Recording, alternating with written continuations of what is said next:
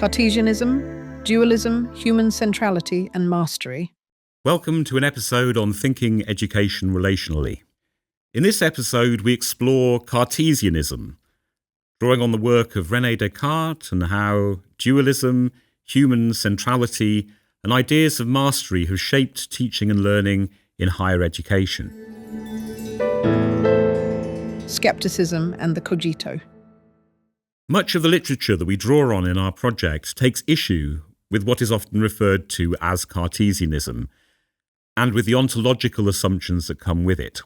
As the name suggests, Cartesianism derives from the work of the 17th century philosopher René Descartes. Descartes famously imagines that everything he thinks he knows might have been falsely put there by a malign demonic entity.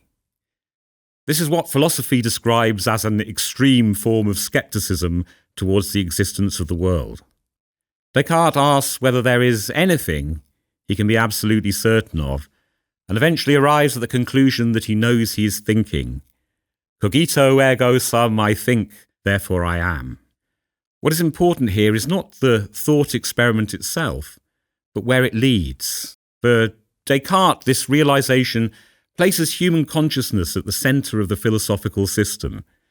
The existence of all other beings is then inferred from that starting point.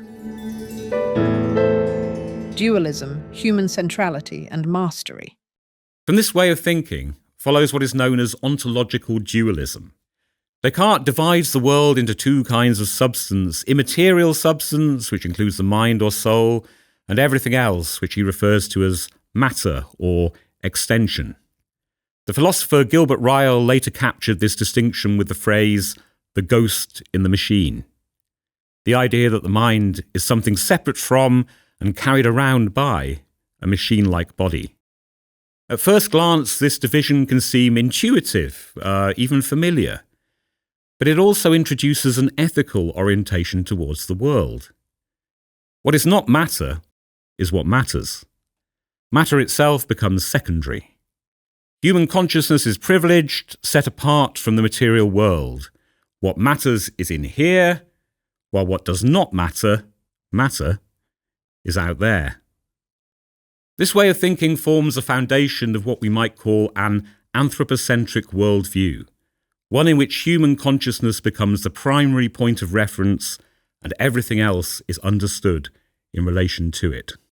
The human subject is placed at the centre, and other beings appear largely in terms of their usefulness, availability, or explanatory value. This way of organising the world does not announce itself as an ethical stance. It presents itself as common sense. What does this mean for education? When education assumes a sharp separation between knowing subjects and a passive world to be known, it quietly reproduces a model of learning based on mastery, control, and distance, rather than relation and participation.